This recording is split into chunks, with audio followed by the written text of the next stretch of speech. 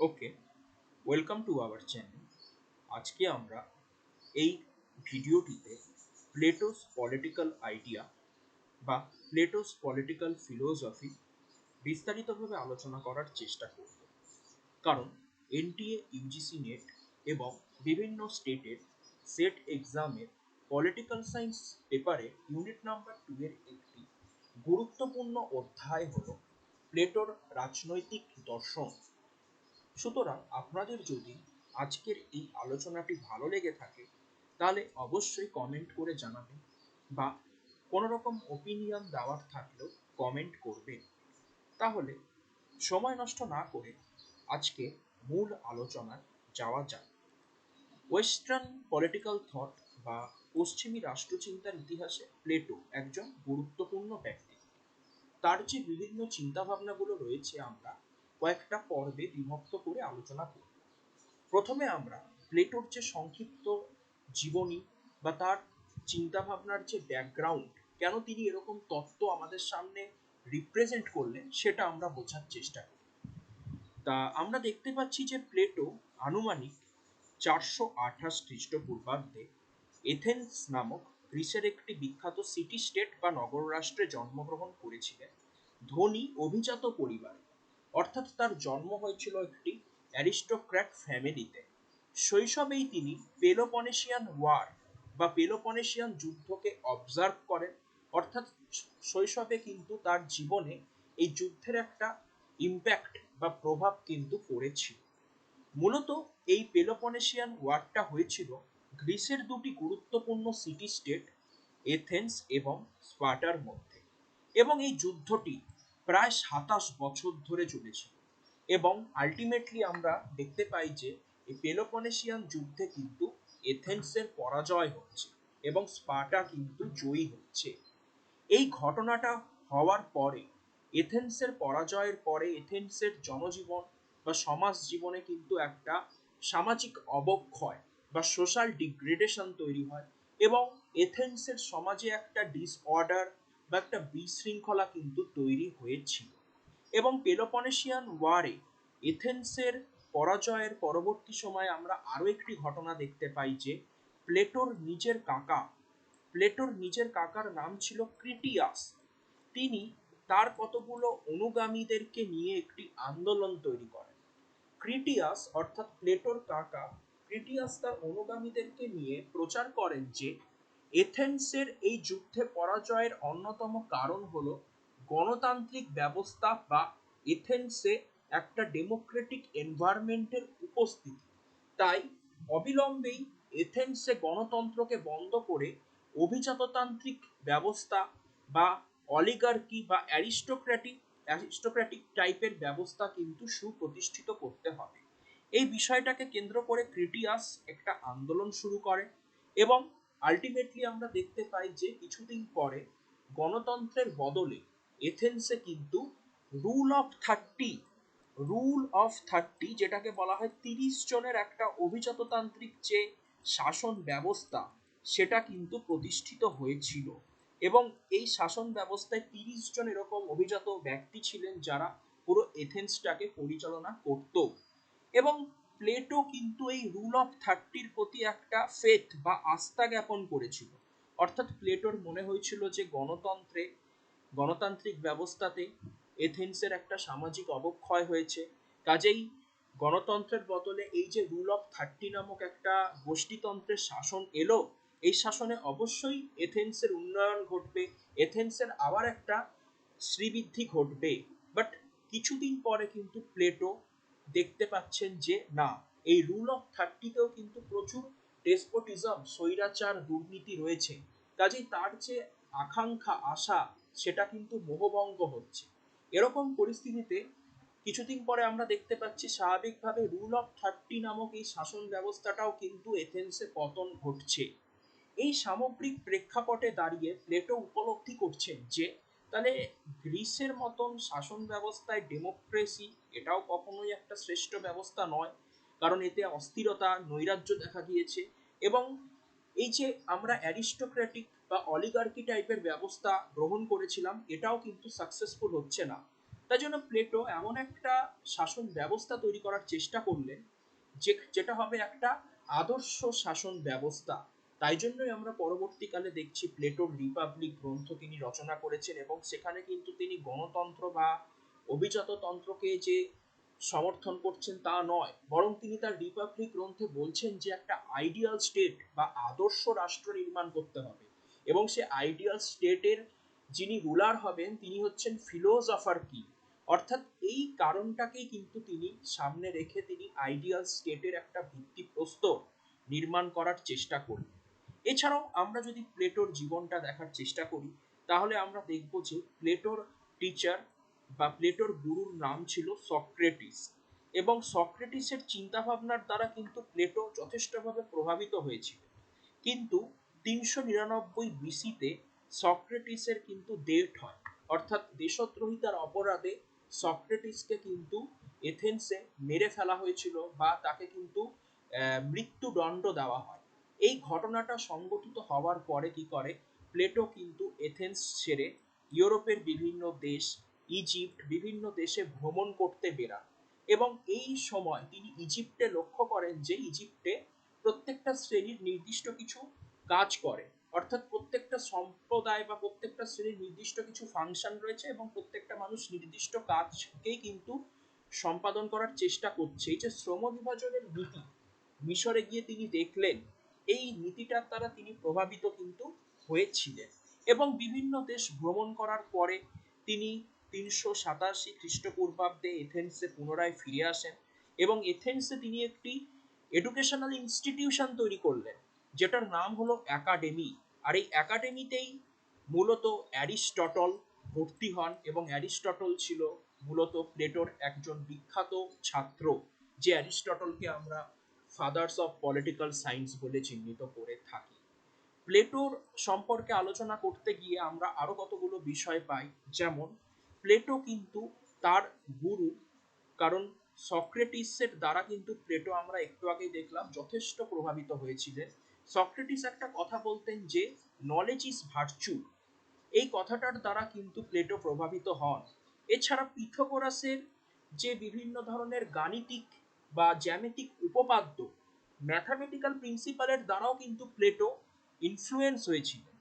Pythagoras বলতেন যে the entire universe is based on mathematical principal, আমাদের এই যে বিশ্ব ব্রহ্মাণ্ড এটা পুরোটাই পরিচালিত হয় গাণিতিক প্রিন্সিপাল বা নিয়মাবলীর মধ্যে দিয়ে। প্লেটো হেরাক্লিটাসের চিন্তাভাবনার দ্বারাও প্রভাবিত হন। হেরাক্লিটাস বলতেন যে change is the characteristic of this world, পরিবর্তন হচ্ছে এই পৃথিবীর অন্যতম বৈশিষ্ট্য। এবারে আমরা প্লেটোর ফিলোসফির কিছু বিষয় পাটে পাটে দেখার চেষ্টা করব। প্রথমে আমরা দেখব সোল বা আত্মা সম্পর্কে প্লেটোর ওপিনিয়ন কি। প্লেটো বলছেন যে the soul is a permanent features of our personality, আমাদের ব্যক্তিত্বের একটা স্থায়ী বৈশিষ্ট্যই হচ্ছে সোল বা আত্মা। অর্থাৎ আমাদের সমাজে প্রত্যেকটা মানুষের মধ্যেই সোল থাকে। Every soul has three elements, প্লেটোর মতে একটা সোল গঠিত হয় তিনটি উপাদানের সমন্বয়। সে তিনটি উপাদান যথাক্রমে কি কি? Reason, courage, appetite. রিজন মানে হচ্ছে র্যাশনালিটি, যুক্তি, বুদ্ধি। কারেজ মানে হচ্ছে স্পিরিট, উৎসাহ, উদ্যোগ। অ্যাপেটাইট মানে হচ্ছে ক্ষুধা বা হাঙ্গারকে কিন্তু চিহ্নিত করা হয়। এবং প্লেটো মনে করেছেন যে সব প্রত্যেকটা সোল কিন্তু সিমিলার নয়, all soul are not similar. কিছু সোল ইনফিরিয়র, আবার কিছু সোল সুপিরিয়র। অর্থাৎ সমাজে প্রত্যেকটা মানুষের সোল যে সমান তা কিন্তু নয়, কিছু কিছু মানুষের সোলের মর্যাদা বেশি, আবার কিছু কিছু সোলের মর্যাদা ইনফেরিয়র, তুলনায় মর্যাদা কিন্তু অনেক কম। অর্থাৎ এটা কেন হয়, এটার কারণটাও কিন্তু প্লেটো বলেছে। যেমন কিছু মানুষের সোলের মধ্যে আমরা দেখতে পাই যে রিজন বা র্যাশনালিটি নামক যে এলিমেন্টস সেটার প্রভাব বেশি থাকে। যাদের মধ্যে এরকম যুক্তিবুদ্ধি বেশি থাকে তাদেরকে প্লেটো পার্সনস অফ গোল্ড, সোনা বা স্বর্ণের সাথে, স্বর্ণ ধাতুর সাথে কম্পেয়ার করলেন। আবার কিছু মানুষকে তিনি মেন অফ সিলভার, অর্থাৎ কিছু মানুষের মধ্যে রূপার গুণ থাকে, যাদের মধ্যে রূপার গুণ রয়েছে তাদের মধ্যে প্লেটো মনে করেছেন যে কারেজ নামক এলিমেন্টটা, উৎসাহ নামক এলিমেন্ট বা স্পিরিট নামক এলিমেন্টটা বেশি থাকে। আবার কিছু মানুষ এমন রয়েছে যাদের মধ্যে অ্যাপেটাইট বা ক্ষুধা নামক এলিমেন্ট বা উপাদানের পরিমাণটা বেশি। তাদেরকে প্লেটো ম্যান অফ কপার বা তামা ধাতুর সাথে কিন্তু তুলনা করলেন। Plato believed in the concept of natural inequality. Plato কিন্তু ন্যাচারাল ইনইকুয়ালিটিতেই কিন্তু বিশ্বাসী ছিলেন। এবং প্লেটোর মতে সোলের ফাংশনটা কি? সোলের ফাংশনটাই হচ্ছে to guide us in what is right and what is wrong. কোনটা ভালো, কোনটা ভালো নয়, কোনটা ভুল, সেটাকে গাইড করাই হচ্ছে সোলের প্রধান কাজ বা কর্তব্য। তাহলে প্লেটোর যে ফিলোসফিক্যাল আলোচনাটা আমরা দেখছি যথেষ্ট কমপ্লেক্স বা জটিল একটা আলোচনা। এখানে আমরা সোল থেকে এই বিষয়গুলোই মাথায় রাখার চেষ্টা করব। প্লেটো বলছেন যে ব্যক্তি জীবনে প্রত্যেকটা মানুষের সোলে তিন ধরনের এলিমেন্টস থাকে: রিজন বা নলেজ, কারেজ বা স্পিরিট, অ্যাপেটাইট বা হাঙ্গার। এবারে প্রত্যেকের মধ্যে যে এই এলিমেন্টগুলো একই রকমেরই থাকে তা নয়। কারোর মধ্যে রিজন, যুক্তি বেশি থাকে, তাদেরকে আমরা গোল্ড বা সোনা ধাতুর সাথে কম্পেয়ার করতে পারি। কিছু মানুষের মধ্যে স্পিরিট বেশি থাকে, তাদেরকে আমরা সিলভারের সাথে কম্পেয়ার করতে পারি। আবার কিছু মানুষের মধ্যে অ্যাপেটাইট বেশি থাকে, তাদেরকে আমরা কপার ধাতুর সাথে কিন্তু কম্পেয়ার করতে পারি। এবং উল্লেখযোগ্য আরেকটা কথা আমাদের মাথায় রাখা প্রয়োজন যে প্লেটো কিন্তু ব্যক্তি এবং রাষ্ট্রের মধ্যে কোনো ডিফারেন্স করেননি। তিনি মনে করেছেন ব্যক্তি জীবনের বর্ধিত রূপ হচ্ছে রাষ্ট্র, অর্থাৎ ব্যক্তি জীবনের একটা এক্সপ্যানেশনই হচ্ছে স্টেট। তার মানে আমরা স্বাভাবিকভাবে যেমন দেখছি প্রত্যেকটা ব্যক্তির যে সোলের মধ্যে কিছু কোয়ালিটি বা এলিমেন্ট রয়েছে, স্বাভাবিকভাবেই রাষ্ট্র যেহেতু অনেকগুলো ব্যক্তি নিয়ে তৈরি হচ্ছে, স্বাভাবিকভাবে রাষ্ট্রের মধ্যে কতগুলো কোয়ালিটি বা ভার্চু কিন্তু থাকবে, যেটা আমরা জাস্টিস থিওরি পড়তে গিয়ে আরেকটু বিস্তারিতভাবে দেখার চেষ্টা করব। প্লেটোর যদি আমরা মেজর ওয়ার্ক, তার লেখা গুরুত্বপূর্ণ গ্রন্থগুলো দেখার চেষ্টা করি, তিনটে গ্রন্থের জন্য বেসিক্যালি তিনি বিখ্যাত। 386 বিসিতে রিপাবলিক নামক গ্রন্থটি তিনি রচনা করেন। এছাড়া স্টেটমেন্ট, লস, এই দুটো গ্রন্থ তার যথেষ্ট জনপ্রিয় গ্রন্থ। যদিও প্লেটো রিপাবলিক, স্টেটমেন্ট, লস এই গ্রন্থগুলো ছাড়াও আরো অনেক গ্রন্থ রচনা করেছেন, যার মধ্যে অন্যতম অ্যাপোলজি, ক্রিটো, লাইসিস, মেনো, জর্জিয়াস প্রভৃতি। প্লেটোর যে আলোচনার সামগ্রিক মেথোডোলজি বা পদ্ধতিটি এবারে আমরা দেখার চেষ্টা করব। যেহেতু প্লেটো ছিলেন সক্রেটিসের ডিসাইপল, তাই সক্রেটিসের যে ডায়ালগ ফর্ম বা সংলাপ ধর্মী চিন্তাভাবনা, সেটার দ্বারা কিন্তু প্লেটো প্রভাবিত হয়েছিল। প্লেটোর বেশিরভাগ রচনাতেই, বিশেষ করে রিপাবলিক গ্রন্থটা কিন্তু ডায়ালগ ফর্মেই লেখা। ডায়ালগ ফর্ম কথাটার মানে কি? আমরা লক্ষ্য করে দেখি ডায়ালগ মানে হচ্ছে একটা সংলাপ। যেমন অনেক সময় অনেক নাটক বা সিনেমাতে স্ক্রিপ্ট লেখা হয়, সে স্ক্রিপ্টগুলোতে কি থাকে, এ হয়তো একটা ক্যারেক্টার, সে হয়তো কোনো একটা কথা বলল, তার পরিপ্রেক্ষিতে বি আরেকটা ক্যারেক্টার, সে একটা উত্তর দিল, সি আরেকটা ক্যারেক্টার, সে আবার এ বা বি কে কিছু বলল। এরকম কথোপকথন, কনভারসেশন যে ফর্মে কোনো কিছুকে যখন লেখা হয় সেটাকে ডায়লগ বলে। অনেকটা নাটকের স্ক্রিপ্ট এই আকারে কিন্তু প্লেটো তার বেশিরভাগ রচনাগুলোকে নির্মাণ করেছেন। এছাড়া প্লেটো পিথাগোরাসের যে গাণিতিক থিওরি, তার দ্বারাও প্রভাবিত হয়েছে। এছাড়া প্লেটো তার আলোচনায় ডিডাকটিভ মেথড বা অবরোহী যুক্তিকে কিন্তু ব্যবহার করেছেন। ডিডাকটিভ মেথডের মূল বৈশিষ্ট্যই হচ্ছে জেনারেল থেকে পার্টিকুলারের দিকে যাত্রা করা। এবং প্লেটো কিন্তু তার আলোচনায় জেনারেল, সার্বজনীন থেকে বিশেষ বা পার্টিকুলারের দিকে কিন্তু যাত্রা করার চেষ্টা করেছেন। অর্থাৎ তার মনে হয়েছে যে সার্বিকের মধ্যে দিয়ে পার্টিকুলারে যেতে হবে। এটাকেই আমরা ডিডাকটিভ মেথড বলে চিহ্নিত করি, যেটা আমরা ফিলোসফিতে ব্যবহার কিন্তু এটা দেখতে পাই। ফিলোসফিক্যাল মেথডেও আমরা ডিডাকটিভ মেথডের আমরা কিন্তু ব্যবহার পাই। উদাহরণ হিসাবে আমরা ডিডাকটিভ মেথডের এরকম একটা উদাহরণ দিতেই পারি যে all man are mortal, all men are mortal, পৃথিবীর সমস্ত মানুষ হচ্ছে মরণশীল জীব। Ram is man, Ram is mortal. দেখো এটা হচ্ছে একটা ডিডাকটিভ মেথডের উদাহরণ, কারণ প্রথম যে লাইনটা ছিল অল ম্যান ইজ মোর্টাল, এটা একটা ইউনিভার্সাল বা জেনারেল প্রিন্সিপাল, কারণ এখানে পৃথিবীর সমস্ত মানুষকে চিহ্নিত করা হয়েছে। কিন্তু আস্তে আস্তে যখন আমরা কনক্লুশনে গেলাম Ram is a man, then Ram is mortal, এই যে কনক্লুশনটাতে গেলাম রাম ইজ মোর্টাল, এটা কিন্তু কোনো জেনারেল প্রিন্সিপাল নয়, এটা একটা পার্টিকুলার প্রপোজিশন। এরকম জেনারেল থেকে পার্টিকুলারে যাওয়াকেই ডিডাকটিভ মেথড বলে চিহ্নিত করা হয়। এবারে আমরা প্লেটোর যে জাস্টিস থিওরি বা ন্যায় বিচার সংক্রান্ত তত্ত্ব, সেটা আমরা দেখার চেষ্টা করব। প্লেটো তার বিখ্যাত রিপাবলিক গ্রন্থে জাস্টিস বা ন্যায় বিচার সম্পর্কে আলোচনা করেছে। রিপাবলিক গ্রন্থের যে শিরোনাম বা টাইটেলটাই হচ্ছে রিপাবলিক কনসার্নিং জাস্টিস, অর্থাৎ রিপাবলিক গ্রন্থে কিন্তু প্লেটো এই জাস্টিস জিনিসটাকেই কিন্তু খুঁজে বের করার চেষ্টা করেছে, এবং তার জাস্টিস থিওরিটা কিন্তু সক্রেটিসের ডায়ালগ ফর্মেই লেখা, অর্থাৎ একটা নাটকের স্ক্রিপ্ট আকারে কিন্তু তিনি তার জাস্টিসের থিওরি আমাদের সামনে রিপ্রেজেন্ট করেছেন। এবং তাই জন্য স্বাভাবিকভাবেই যেহেতু এটা একটা ডায়ালগ ফর্মে লেখা, তাই জন্য প্লেটো কি বলছেন, প্লেটো তার জাস্টিস থিওরিতে কিন্তু কতগুলো ক্যারেক্টারকে তুলে ধরলেন।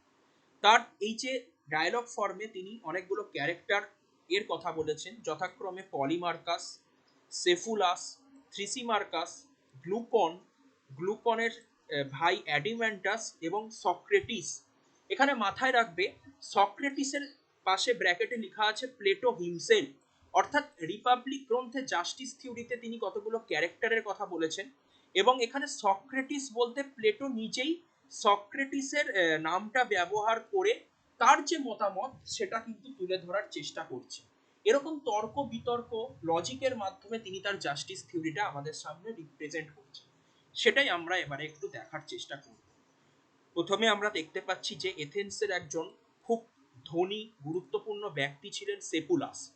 তিনি তার রিপাবলিক গ্রন্থে এরকম ডায়লগ ফর্মে দেখানোর চেষ্টা করছেন। প্রথমে সেপুলাস বলছেন জাস্টিস কি।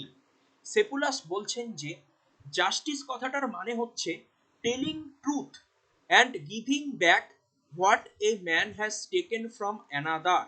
সেপুলাসের মতে ন্যায় বিচার মানে সত্য কথা বলা এবং যে যেটার প্রাপ্য তাকে সেটা প্রদান করা, কারোর প্রাপ্য জিনিস ছিনিয়ে না নেওয়া, এটাই হচ্ছে সেপুলাসের ভাষায় জাস্টিস।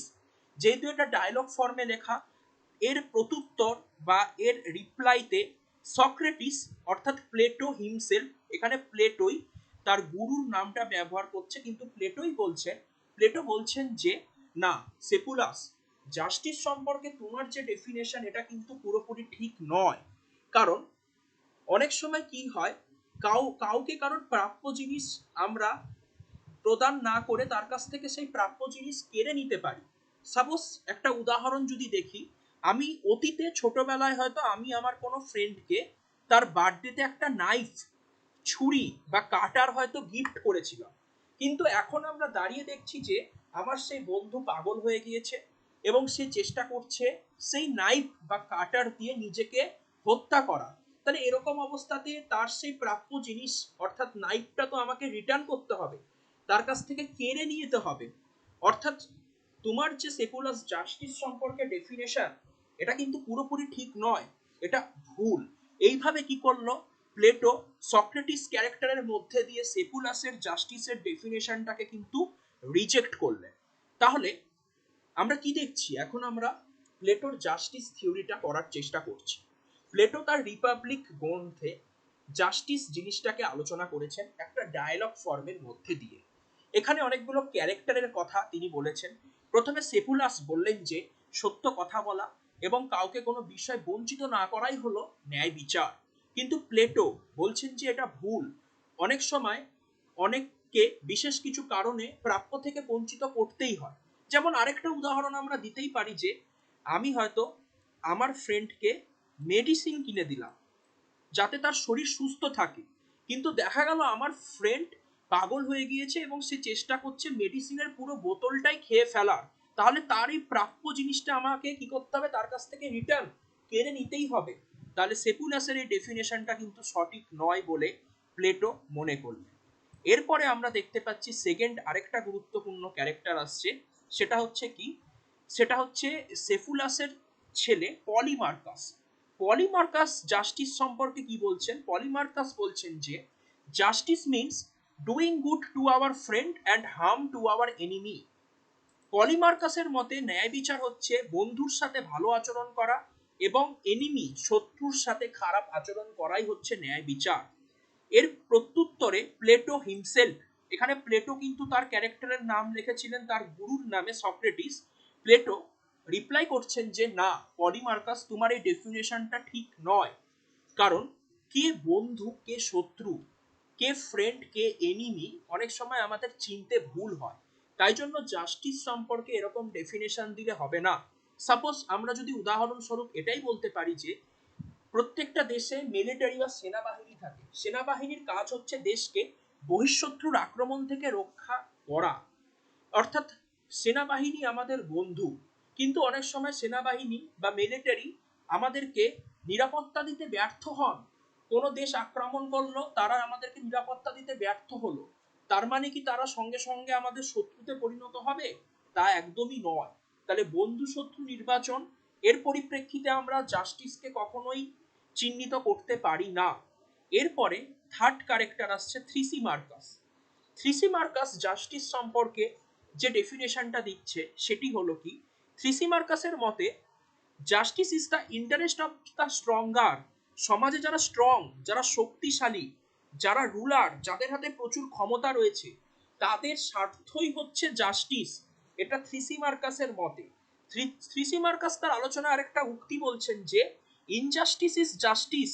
অনেক সময় সমাজের যারা স্ট্রঙ্গার পার্সন তারা যদি কোনো অন্যায়ও করে, সে অন্যায়টাও কিন্তু জাস্টিস বলে পরিগণিত হয়। তা থ্রিসিমার্কাসের এই বক্তব্যটাও কিন্তু প্লেটো রিজেক্ট করলেন।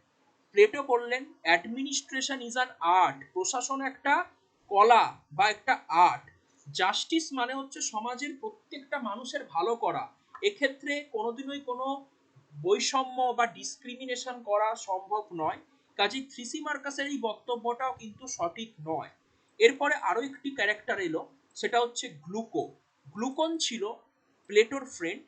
গ্লুকন বলছেন যে justice is created by weaker section.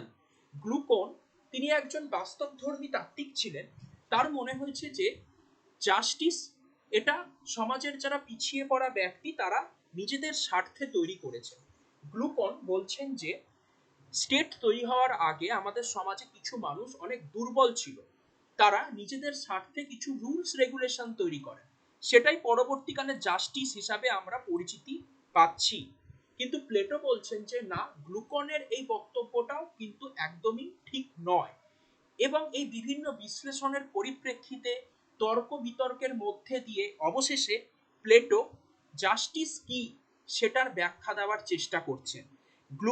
গ্লুকনের বক্তব্যকেও Plato reject করলেন এবং তারপরে প্লেটো বলছেন যে জাস্টিস বা ন্যায় বিচার কথাটার মানে হচ্ছে একটা আইডিয়াল স্টেট বা একটা আদর্শ রাষ্ট্রে তিনটে শ্রেণী বা তিনটে ক্লাস থাকে, যথাক্রমে রুলার, সোলজার্স এবং আর্টিসানস। রুলার্স যারা হয় তারা হচ্ছে দেশের শাসক, তাদের কাজ হচ্ছে দেশকে পরিচালনা করা, দেশের স্টেটক্রাফট অ্যাডমিনিস্ট্রেশনটাকে সঠিকভাবে কন্ডাক্ট করা। এবং সোলজার্স যারা সেনা, তাদের কাজ হলো দেশে যাতে শান্তি শৃঙ্খলা বজায় থাকে, বাইরের কোনো দেশ যাতে আমাদেরকে আক্রমণ না করতে পারে সেই দিকটা দেখা। এবং আর্টিসান ক্লাস, যাদেরকে আমরা উৎপাদক শ্রেণী বলতে পারি, তারা বিভিন্ন ধরনের চাষাবাদ, কলকারখানার সাথে যুক্ত থাকবে, অর্থাৎ দেশের যাবতীয় বিষয় উৎপাদন বা প্রোডাকশনের কাজের সাথে কিন্তু আর্টিসান ক্লাস যুক্ত থাকবে। তা প্লেটো তার জাস্টিস থিওরিতে বলছেন এরকম তিনটে শ্রেণী থাকবে, তিনটে শ্রেণীর আলাদা আলাদা দায়িত্ব থাকবে। এবং প্লেটোর মতে এই তিনটে শ্রেণী আলাদা আলাদা দায়িত্ব পালন করবে এবং কেউ কারোর কাজে ইন্টারফেয়ার করবে না। অর্থাৎ রুলারের কাজ দেশ পরিচালনা করা, সে কখনোই আর্টিসানের কাজে হস্তক্ষেপ করবে না। আবার আর্টিসানও কিন্তু রুলারকে গিয়ে বলবে না যে তুমি দেশ সঠিকভাবে পরিচালনা করছো না। অর্থাৎ সমাজে প্রত্যেকটা শ্রেণী যখন নিজের নিজের দায়িত্ব পালন করবে এবং কেউ কারোর কাজে ইন্টারফেয়ার করবে না, তখনই প্লেটো মনে করেছেন অটোমেটিক্যালি কিন্তু জাস্টিস তৈরি হবে। এবং প্লেটো তার জাস্টিস থিওরিতে বলছেন যে এই যে সমাজের তিনটি ক্লাস, যেমন রুলার, শাসক শ্রেণীর মধ্যে যে ভার্চু বা গুণটা থাকবে সেটা হচ্ছে উইজডম, অর্থাৎ প্রজ্ঞা। যারা রুলার হয় তাদের মধ্যে অসামান্য নলেজ, জ্ঞান থাকবে। যারা সোলজার তাদের মধ্যে যে ভার্চুটা থাকবে সেটা হচ্ছে কারেজ, তারা সাহসী হবে, তারা উৎসাহী হবে। এবং আর্টিসানস যারা হবে অর্থাৎ উৎপাদক শ্রেণী, তাদের মধ্যে টেম্পারেন্স নামক গুণ থাকবে। টেম্পারেন্স মানে তারা নিজেদের ক্যারেক্টার সম্পর্কে জানে, তাদের নিজেরা নিজেদেরকে কন্ট্রোল করতে পারে, তাদের নির্দিষ্ট দায়িত্ব কি সেটা তারা সম্পূর্ণরূপে অবগত। অর্থাৎ প্লেটোর মতে একটা রাষ্ট্রে তিনটে গুণ থাকে তিনটে শ্রেণীর মধ্যে, এবং রাষ্ট্রের চতুর্থ নম্বর গুণটাই হচ্ছে মূলত জাস্টিস। অর্থাৎ জাস্টিস হচ্ছে একটা স্টেটের 4 নম্বর ভার্চু। তাহলে প্রথম ভার্চু উইজডম, যেটা রুলারের মধ্যে, দ্বিতীয় ভার্চু কারেজ সোলজারের মধ্যে, থার্ড ভার্চু টেম্পারেন্স যেটা থাকছে আর্টিসানের মধ্যে, এবং স্টেটের 4 নম্বর ভার্চু হচ্ছে জাস্টিস। এইভাবেই প্লেটো মনে করেছেন জাস্টিস বা ন্যায় বিচার কিন্তু প্রতিষ্ঠিত হতে পারে। তাহলে প্লেটোর যে জাস্টিস থিওরিটা পড়লাম, আমরা ডিটেলসে দেখলাম, এবারে আমরা এটাকে একটা শর্ট সিনপসিস বানানোর চেষ্টা করি। তাহলে প্লেটোর জাস্টিস থিওরি কি? প্লেটো তার রিপাবলিক গ্রন্থে একটা ডায়লগ ফর্মে জাস্টিস থিওরিকে ব্যাখ্যা করেছেন। প্রথমে কতগুলো ক্যারেক্টার জাস্টিস সম্পর্কে তাদের মতামত দিচ্ছেন এবং প্লেটো প্রত্যেকেরই মতামতকে রিজেক্ট করবেন। প্লেটো বলছেন যে একটা আইডিয়াল স্টেটে 3 ধরনের ক্লাস থাকে: রুলার, সোলজার্স, আর্টিসান। এবং এই 3 ধরনের ক্লাসের মধ্যে 3 ধরনের ভার্চু থাকে। রুলারের মধ্যে উইজডম থাকে, সোলজারের মধ্যে কারেজ থাকে, এবং আর্টিসান ক্লাসের মধ্যে টেম্পারেন্স থাকে।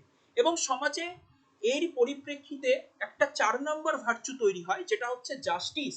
অর্থাৎ জাস্টিস কথাটার মানে হচ্ছে সমাজে যখন প্রত্যেকটা শ্রেণী নিজেদের নিজেদের ডিউটি পালন করবে এবং কেউ কারোর দায়িত্ব বা কর্মে হস্তক্ষেপ করবে না, নন ইন্টারফেয়ারেন্স থাকবে, তখনই সমাজে অটোমেটিক্যালি কিন্তু জাস্টিস তৈরি হবে। এবং প্লেটো যে আইডিয়াল স্টেট, প্লেটো যে আদর্শ রাষ্ট্র তৈরি করতে চেয়েছিলেন, সেই আইডিয়াল স্টেটে কিন্তু এরকম 3টে ক্লাস থাকবে। আইডিয়াল স্টেটে কিন্তু জাস্টিস থাকবে। এবং প্লেটো মনে করেছিলেন এই আইডিয়াল স্টেট কার দ্বারা পরিচালিত হবে? ফিলোসফার কিং এর দ্বারা পরিচালিত হবে, যেখানে একটা এডুকেশনাল সিস্টেম থাকবে, যেখানে প্লেটো মনে করেছেন যে একটা কমিউনিজম বা সাম্যবাদও থাকবে। উল্লেখযোগ্য, প্লেটোর এই যে জাস্টিস থিওরি বিভিন্ন কারণে সমালোচিত হয়েছে। যেমন কার্ল পোপার তার open society and it's enemies গ্রন্থে প্লেটোর এই ধরনের চিন্তা ভাবনাকে টোটালিটারিয়ান বলে চিহ্নিত করেছে। এবারে আমরা প্লেটোর আলোচনায় সোল সম্পর্কে দেখলাম, জাস্টিস থিওরিটা ডিটেলসে দেখলাম। আরেকটা বিষয় দেখার চেষ্টা করব, প্লেটোস ভিউজ অন আইডিয়া। প্লেটোর আইডিয়া সম্পর্কে কি আলোচনা? উল্লেখযোগ্য, এক্ষেত্রে মাথায় রাখবে আইডিয়া এবং ফ্রম দুটো একই কথা। অর্থাৎ আমরা দেখব প্লেটো আইডিয়া বা ফর্ম সম্পর্কে কি আলোচনা করেছেন। প্লেটো বলছেন যে, হ্যাঁ উল্লেখযোগ্য, এক্ষেত্রে আরেকটা বিষয় আমাদের মাথায় রাখা দরকার যে পলিটিক্যাল সায়েন্সে আমরা বেসিক্যালি দুটো গুরুত্বপূর্ণ স্কুল পাই। একটা হচ্ছে মেটেরিয়ালিস্টিক স্কুল।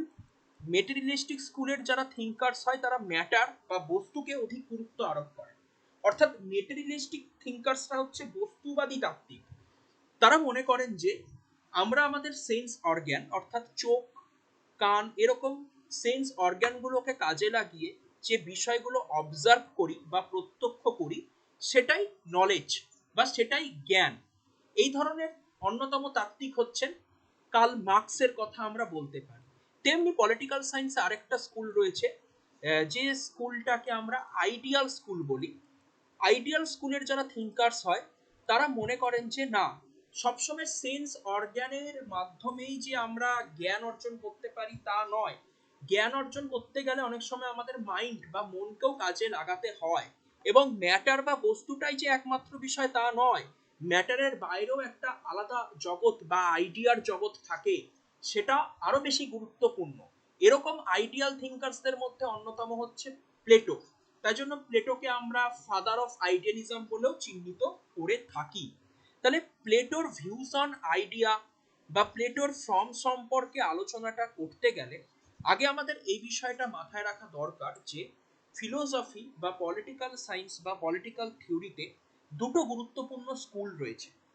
একটা স্কুল হচ্ছে মেটেরিয়ালিস্টিক স্কুল বা বস্তুবাদী স্কুল, যার অন্যতম তাত্ত্বিক হচ্ছে কার্ল মার্কস। যারা মেটেরিয়ালিস্টিক হয় তারা মনে করেন যে আমরা আমাদের সেন্স অর্গানকে কাজে লাগিয়ে যা অবজার্ভ করব সেটাই নলেজ, অর্থাৎ এরা ম্যাটার বা বস্তুকে গুরুত্ব দেয়। আবার কিছু থিঙ্কার্স এমন রয়েছে তারা ম্যাটার নয়, তারা মনে করে যে সেন্স অর্গানকে কাজে লাগিয়ে আমরা সবসময় সব জ্ঞান অর্জন করতে পারি না। অনেক জ্ঞান রয়েছে যেগুলোকে অর্জন করতে গেলে আমাদের মাইন্ড বা মনকে কাজে লাগাতে হয়, এবং ম্যাটার ছাড়াও আরেকটা ওয়ার্ল্ড রয়েছে। এরকম আইডিয়াল আলোচনা প্লেটো কিন্তু করেছে। তা প্লেটোর যে আইডিয়া বা ফর্ম সম্পর্কে যদি আমরা আলোচনা দেখি, এখানে আমরা দেখতে পাচ্ছি যে প্লেটো বলছেন যে বা প্লেটো পৃথিবীকে দুটো ভাগে ভাগ করেছেন। একটা হচ্ছে ভিজিবল ওয়ার্ল্ড, আর একটা হচ্ছে ইন্টেলিজেবল ওয়ার্ল্ড। প্লেটোর মতে আমরা যে পৃথিবীতে বসবাস করি, এই পৃথিবীতে দুটো পৃথিবী বা দুটো ধরন রয়েছে। একটা হলো ভিজিবল ওয়ার্ল্ড, আর একটা হলো ইন্টেলিজেবল ওয়ার্ল্ড। আমরা আমাদের সেন্স অর্গ্যান অর্থাৎ চোখ, কান, এগুলোর মাধ্যমে আমরা ভিজিবল ওয়ার্ল্ডকে কি করি, অবজার্ভ করি। কিন্তু ইন্টেলিজেবল যে ওয়ার্ল্ড রয়েছে এটাকে আমরা কখনোই সেন্স অর্গ্যানের মাধ্যমে অবজার্ভ করতে পারি না। ইন্টেলিজেবল ওয়ার্ল্ডকে যদি আমাদেরকে জানতে হয় তাহলে আমাদের মাইন্ড, আমাদের মনকে কাজে লাগাতে হবে, এবং প্রচুর ফিলোসফিক্যাল জ্ঞান বা দর্শনের জ্ঞান কিন্তু থাকতে হবে আমাদের মধ্যে। এবং এই ইন্টেলিজেবল ওয়ার্ল্ডটা হচ্ছে একটা universal world. According to Plato এটা একটা ইউনিভার্সাল, রিয়াল, আনচেঞ্জেবল ওয়ার্ল্ড। এটা পরিবর্তন হয় না, এটা স্থায়ী একটা ওয়ার্ল্ড এবং এটা ইউনিভার্সাল ওয়ার্ল্ড। এবং এই ইন্টেলিজেবল ওয়ার্ল্ডটাকেই প্লেটো মনে করেছেন আইডিয়ার ওয়ার্ল্ড, বা এটাই হচ্ছে আসল পৃথিবী। আর ভিজিবল ওয়ার্ল্ড কিন্তু চেঞ্জেবল, সবসময় এখানে পরিবর্তন ঘটে। এবং এই ভিজিবল ওয়ার্ল্ড হচ্ছে ইন্টেলিজেবল ওয়ার্ল্ডেরই একটা পুওর ফটোকপি। ইন্টেলিজেবল ওয়ার্ল্ডের একটা বলতে পারি যে নোংরা জেরক্স কপিকে আমরা ভিজিবল ওয়ার্ল্ড বলে চিহ্নিত করতে পারি। তাহলে আসল আইডিয়া কোথায় থাকে প্লেটোর মতে? ইন্টেলিজেবল ওয়ার্ল্ডেই কিন্তু থাকে। তাহলে এই জায়গাটা যথেষ্ট টাফ, তাই আমরা আবার এই বিষয়টাকে একটু সংক্ষেপে ছোট করে বোঝার চেষ্টা করব। তা প্লেটোর আইডিয়া সংক্রান্ত আলোচনায় তিনি বলছেন যে পৃথিবীকে আমরা দুটো ভাগে বিভক্ত করতে পারি। এই পৃথিবীতে দুই ধরনের ধারণা রয়েছে, এক ভিজিবল ওয়ার্ল্ড, দুই ইন্টেলিজেবল ওয়ার্ল্ড। দুটোর মধ্যে পার্থক্য কি? ভিজিবল ওয়ার্ল্ড আমরা খালি চোখে প্রত্যক্ষ করতে পারি, মানে আমাদের সেন্স অর্গানকে কাজে লাগিয়ে আমরা এটা সম্পর্কে জ্ঞান অর্জন করতে পারি। বাট ইন্টেলিজেবল ওয়ার্ল্ড সম্পর্কে আমরা সহজে জ্ঞান অর্জন করতে পারি না।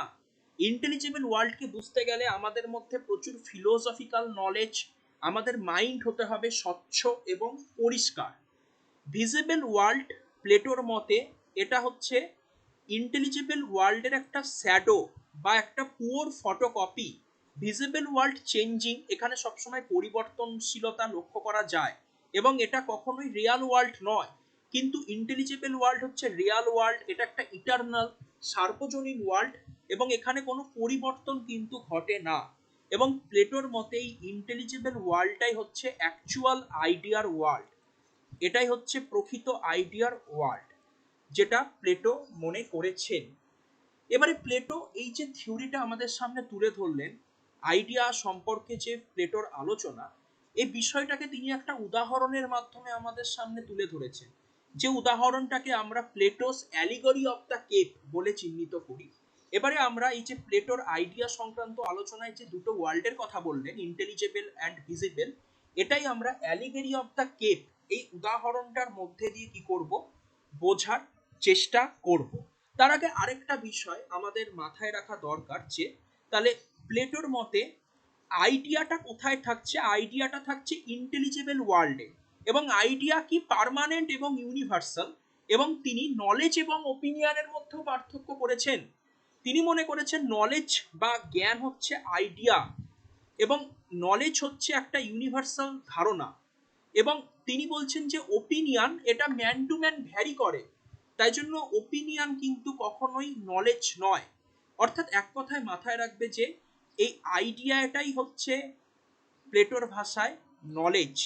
তাহলে এই বিষয়গুলোকে আমরা এবারে প্লেটোর অ্যালিগেরি অফ দ্য কেভ এই উদাহরণের মধ্যে দিয়ে একটু বোঝার চেষ্টা করি। এই বিষয়টা বোঝার ক্ষেত্রে আমরা একটা ছবি দেখব এবং এই ছবির মাধ্যমে এই সমগ্র বিষয়টাকে বোঝার চেষ্টা করব। দেখো ছবিটা আমরা যদি দেখি, দেখো প্লেটো এরকম একটা ছবি আমাদের সামনে তুলে ধরেছে। এটা একটা কেভ বা গুহা। এই গুহাতে দেখো এই জায়গাটাতে কতগুলো প্রিজনার বা বন্দিকে বন্দি করে রাখা হয়েছে এবং তারা এখানে এই কেভ বা গুহাতে বসবাস করে। এবারে গুহার ওই পারে দেখো কতগুলো মানুষ কি করছে, কতগুলো দৃশ্য বা কতগুলো স্ট্রাকচার বা সিম্বলকে গুহার ওপারে ছায়া হিসাবে ফেলছে। মানে এটার অর্থটা হচ্ছে কি, ধরো এটা একটা কেভ, এই কেভে কতগুলো প্রিজনার বা বন্দি বসবাস করে, ওই পারে কিছু মানুষ কি করছে, কতগুলো স্ট্রাকচার বা কাঠামো সেগুলো দেখাচ্ছে। স্বাভাবিকভাবেই এই কাঠামোগুলো স্ট্রাকচার কোথায় গিয়ে পড়বে, গুহাতে গিয়ে কিন্তু তার একটা শ্যাডো পড়বে। দেখো গুহাতে গিয়ে অনেকগুলো শ্যাডো পড়ছে। এবারে এখানে যারা প্রিজনার, যারা গুহাতে রয়েছে, তারা কি করবে, তাদের সেন্স অর্গান অর্থাৎ চোখের মাধ্যমে এই শ্যাডোগুলোকে অবজার্ভ করবে, ছায়াগুলোকে প্রত্যক্ষ করবে এবং তাদের কাছে মনে হবে কি এগুলো হচ্ছে এগুলোই হচ্ছে রিয়াল ওয়ার্ল্ড, এটাই প্রকৃত ওয়ার্ল্ড। কিন্তু তা তো নয়, এটা হচ্ছে এক ধরনের ভিজিবল ওয়ার্ল্ড, তারা তাদের সেন্স অর্গানের মাধ্যমে দেখছে। এবারে কোনো প্রিজনার যদি এই গুহা থেকে বেরিয়ে বাইরে যায়, বাইরের পরিবেশে গেলে কিন্তু সে আসল রিয়ালিটিটা বুঝতে পারবে যে না, আমাদেরকে কেউ এরকম বিভিন্ন ধরনের সিম্বল দেখায় যেগুলোর ছায়া পড়ে, আমরা সেগুলো দেখে ভয় পাই। অর্থাৎ এখান থেকে যখন কোনো ব্যক্তি বেরিয়ে বাইরের জগতে যাবে তখন কিন্তু সে অরিজিনাল রিয়ালিটিটা অর্থাৎ ইন্টেলিজিবল ওয়ার্ল্ড বা আইডিয়াটাকে কিন্তু বুঝতে পারবে। অর্থাৎ এই প্রিজনাররা আপাত দৃষ্টিতে যে বিষয়গুলো দেখছে এগুলো হচ্ছে ভিজিবল ওয়ার্ল্ড। যখন কেউ সাহস করে বাইরে বেরাবে, বাইরে বেরিয়ে বাইরের জগৎটাকে অবজার্ভ করবে, তখন সে বুঝতে পারবে যে এগুলো কতগুলো জিনিসের ছায়া মাত্র। তখন সে অরিজিনাল নলেজটা পাবে, এটাই আইডিয়া, এটাই ইন্টেলিজেবল ওয়ার্ল্ড। অর্থাৎ প্লেটো তার এই ফিলোসফিক্যাল থিওরিটাকে কিন্তু অ্যালিগেরি অফ দ্য কেভ এই উদাহরণটার মাধ্যমে কিন্তু তুলে ধরলেন। তাহলে আমরা সংক্ষেপে আরেকবার খুব সহজে এই অ্যালিগেরি অফ দ্য কেভ থিওরিটা একটু বোঝার যদি চেষ্টা করি।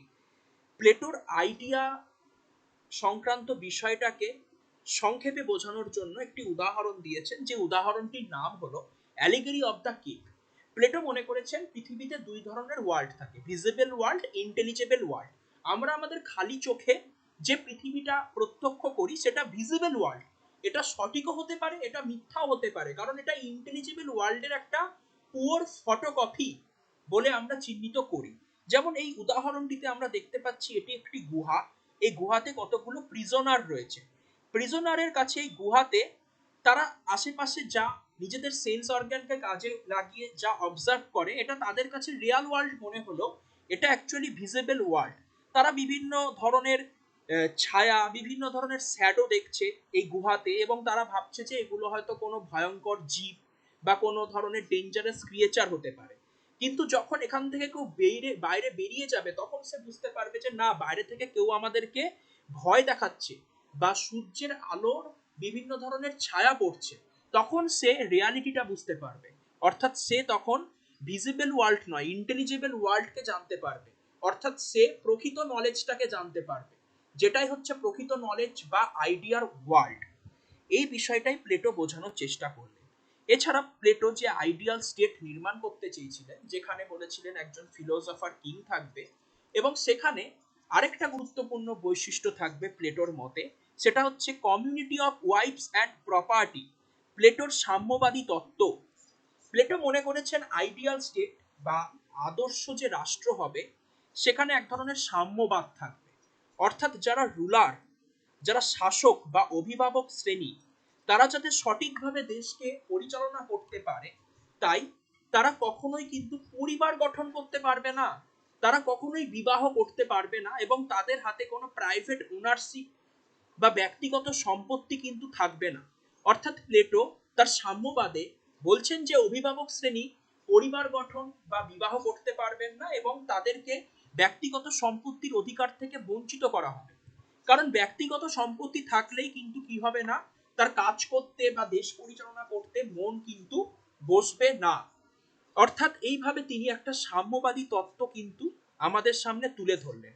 অর্থাৎ রুলার শ্রেণীর হাতে কোনো সম্পত্তি থাকবে না, তারা পরিবার নির্মাণ করবে না, তারা একটা ব্যারাক জীবন যাপন করবেন, তারা সবার সাথে একসাথে বসবাস করবেন এবং মিলিতভাবে সবার সাথে একই থালায় বা একই টেবিলে বসে খাওয়া দাওয়া করবে। তবে হ্যাঁ, বিবাহ না করলেও রুলার সম্প্রদায়দেরকে ব্যবহার করা হবে আদর্শ নাগরিক বা সন্তান প্রযোজনের কাজে বা প্রোডাকশনের কাজে কিন্তু তাদেরকে ব্যবহার করা হতে পারে।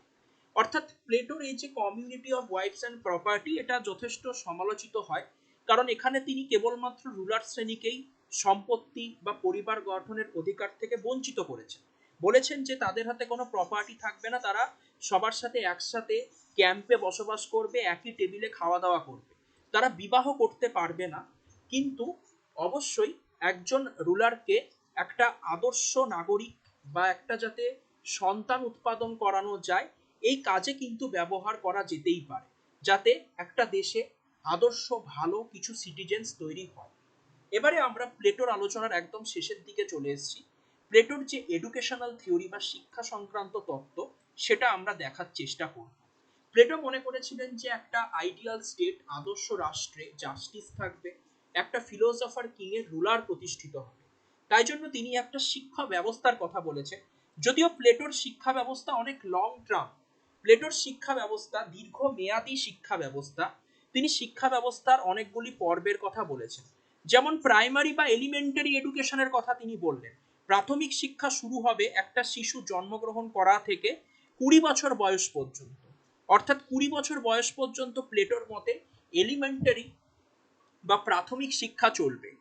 এই প্রাথমিক শিক্ষায় মূলত শারীরবিদ্যা, যাতে তার বডি ভালো থাকে, মিউজিকের শিক্ষা, সঙ্গীত শিক্ষা দেওয়া হবে যাতে তার মন ভালো থাকে, এরকম মূলত জিমন্যাস্টিক, মিউজিক ট্রেনিং, এই বিষয়গুলোরই ট্রেনিং দেওয়ার কথা প্লেটো বলেছেন।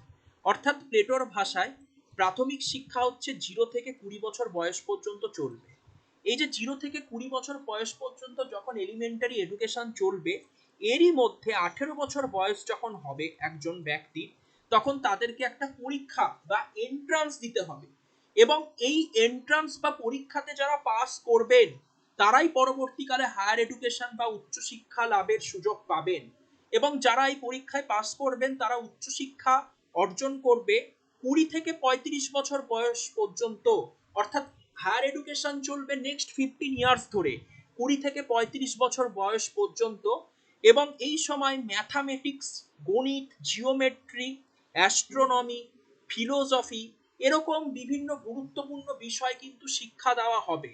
এবং এই হায়ার এডুকেশন চলাকালীন অবস্থাতেই যখন একজনের বয়স 30 বছর হবে, তখন তাদেরকে আরেকটা পরীক্ষা নেওয়া হবে এবং এই পরীক্ষাতে যারা পাস করবে তারাই পরবর্তীকালে 35 বছর বয়সের পর, হায়ার এডুকেশন কমপ্লিট হয়ে যাওয়ার পরে, তাদেরকে দীর্ঘ 15 বছর ধরে, অর্থাৎ 35 থেকে 50 বছর পর্যন্ত ট্রেনিং দেওয়া হবে দার্শনিক রাজা বা ফিলোসফার কিং বা ফিলোসফার রুলার তৈরি করার জন্য।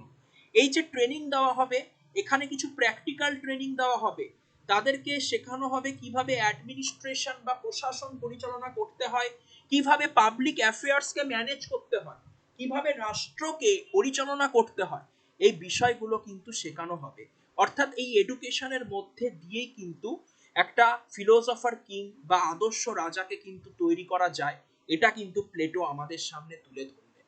এবং প্লেটো মনে করেছেন যে এখানে কোনো নারী পুরুষের বিভেদীকরণ বা ডিসক্রিমিনেশন কিন্তু থাকবে না।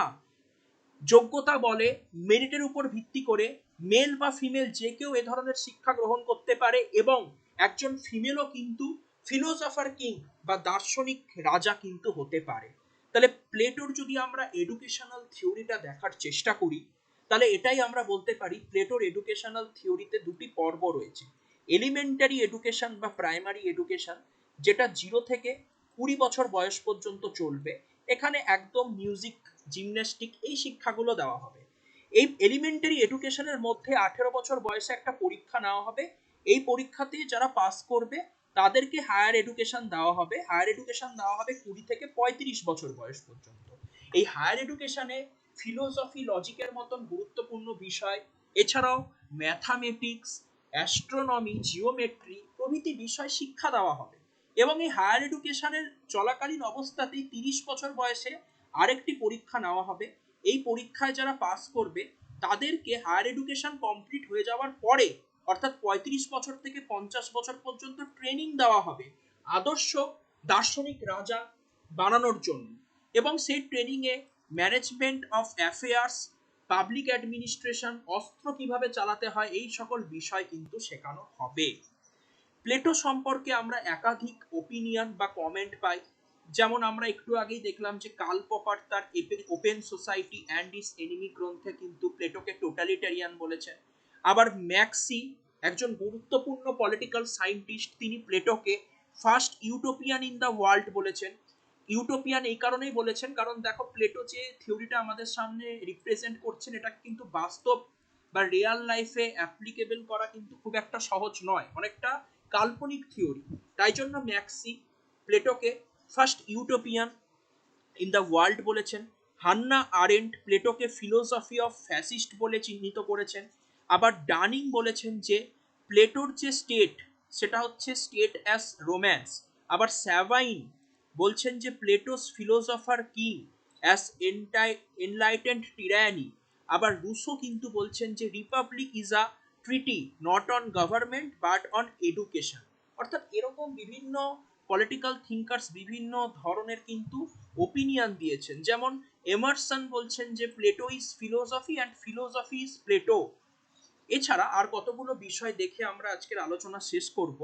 প্লেটো যে আইডিয়াল স্টেট বা আদর্শ রাষ্ট্র নির্মাণ করার কথা বলেছিলেন তার নাম দিয়েছিলেন কালিপলিস। অর্থাৎ এতক্ষণ পর্যন্ত আমরা রিপাবলিকে যে কথাটা ব্যবহার করলাম, প্লেটো একটি আইডিয়াল স্টেট বা আদর্শ রাষ্ট্র নির্মাণ করতে চান। এই আইডিয়াল স্টেটের নাম কি প্লেটোর মতে? কালিপলিস। কালিপলিস হচ্ছে প্লেটোর আইডিয়াল স্টেটের নাম। এবং দা লস, এই যে ল কথাটা বলি, ল কথাটাকে গ্রিক ল্যাঙ্গুয়েজে বলে ডাইকাসুন। ল কথাটাকে গ্রিক ল্যাঙ্গুয়েজে ডাইকাসুন বলা হয়, যেটার মানে হচ্ছে রাইটাসনেস, মানে আমরা কি করব কি করব না, what is ought to do, what is not to do, মানে কি করা উচিত কি করা উচিত নয় সেটাকে চিহ্নিত করে। এবং দ্য লস গ্রন্থটাতে আমরা দেখতে পাই প্লেটো একটা কাউন্সিল তৈরি করার কথা বলেছিলেন। দ্য লস গ্রন্থে প্লেটো একটি প্রতিষ্ঠান নির্মাণের কথা বলেন, যে প্রতিষ্ঠানটার নাম হচ্ছে নকটার্নাল কাউন্সিল। নকটার্নাল কাউন্সিলের কাজ কি, এটা অনেক সময় পরীক্ষাতে আসে। নকটার্নাল কাউন্সিলের কথা প্লেটো কোন গ্রন্থে বলেছেন? উত্তর হবে দ্য লস গ্রন্থে কিন্তু বলেছেন। এই নকটার্নাল কাউন্সিল দেখবে যে সোসাইটিতে নৈতিকতা, মোরালিটি কতটা রয়েছে সেটাকে ইনভেস্টিগেশন বা খুঁজে বের করাই হচ্ছে এই কাউন্সিলের দায়িত্ব। একটা সমাজে নৈতিকতা কতটা রয়েছে সেটা ইনভেস্টিগেশন করাই হচ্ছে এই কাউন্সিলের প্রধান দায়িত্ব। আমরা প্লেটোর এই সামগ্রিক আলোচনাটাকে তাহলে এবারে যদি একটু ছোট করে সিনোপসিস করি, কারণ আমরা ওভারঅল প্লেটোর অনেক কঠিন বিষয় দেখলাম, দেন আমরা আলোচনাটাকে এন্ড করছি। তাহলে আমরা প্রথমেই দেখলাম প্লেটো একজন গ্রিক পলিটিক্যাল থিঙ্কার। এবং প্লেটোর যদি আমরা আলোচনা দেখি, প্লেটো সোল সম্পর্কে আলোচনা করেছেন। তার মনে হয়েছে যে প্রত্যেকটা মানুষের মধ্যে বা প্রত্যেকটা মানুষের সোলের মধ্যে 3 ধরনের এলিমেন্টস থাকে: রিজন, কারেজ, অ্যাপেটাইট। অনেকের মধ্যে রিজন বেশি থাকে, আবার অনেকের মধ্যে কারেজ বেশি থাকে, আবার অনেকের মধ্যে অ্যাপেটাইট কোয়ালিটিটা বেশি থাকে। প্লেটো তার রিপাবলিক গ্রন্থে জাস্টিস থিওরি সম্পর্কে আলোচনা করেছেন। জাস্টিস মানে হচ্ছে প্রত্যেকে নিজের নিজের দায়িত্ব পালন করবে, কেউ কারোর কাজে ইন্টারফেয়ার করবে না। প্লেটো ডিডাকটিভ মেথড ব্যবহার করেছেন এবং প্লেটো তার জাস্টিস থিওরিটাকে ডায়লগ ফর্মে আমাদের সামনে রিপ্রেজেন্ট করেছিলেন। প্লেটোর মতে একটা আইডিয়াল স্টেটে 3টে ক্লাস থাকবে: রুলার, সোলজার্স, আর্টিসান। এবং একটা আদর্শ রাষ্ট্রে 4 ধরনের ভার্চু থাকবে। রুলার্সদের মধ্যে উইজডম থাকবে, সোলজার্সদের মধ্যে কারেজ থাকবে, আর্টিসানসদের মধ্যে টেম্পারেন্স ভার্চু থাকবে। এর পরিপ্রেক্ষিতেই রাষ্ট্রে যে 4 নম্বর ভার্চুটা তৈরি হবে সেটাই হচ্ছে জাস্টিস। প্লেটো তার আইডিয়ার আলোচনায় আমরা দেখতে পাচ্ছি পৃথিবীর থেকে 2টি ভাগে ভাগ করেছেন। তার মধ্যে একটা ইন্টেলিজেবল ওয়ার্ল্ড, একটা ভিজিবল ওয়ার্ল্ড। এই ইন্টেলিজিবল ওয়ার্ল্ডকে খালি চোখে দেখা যায় না, এই ইন্টেলিজিবল ওয়ার্ল্ডটি হচ্ছে প্রকৃত আইডিয়ার ওয়ার্ল্ড প্লেটোর ভাষায়, এবং এই ইন্টেলিজিবল ওয়ার্ল্ডে যে আইডিয়াটা পাই সেটাই প্লেটোর ভাষায় নলেজ, তাই জন্য প্লেটো নলেজকে আইডিয়া বলেও চিহ্নিত করেছেন। এবং তিনি এটা অ্যালিগেরি অফ দ্য কেভ উদাহরণের মাধ্যমে আমাদের সামনে তুলে ধরলেন। প্লেটো শাসক শ্রেণীকে সম্পত্তি ও পরিবার গঠনের অধিকার থেকে বঞ্চিত করেছেন, যেটা প্লেটোর কমিউনিজম নামে পরিচিত। এবং প্লেটো একটা দীর্ঘমেয়াদী শিক্ষা ব্যবস্থার কথা বললেন। এছাড়াও প্লেটো নকটার্নাল কাউন্সিলের কথা বলেছেন, এবং প্লেটোর আইডিয়াল স্টেটের নাম হচ্ছে কালিপলিস। এই আজকে আমরা আলোচনাটা করলাম।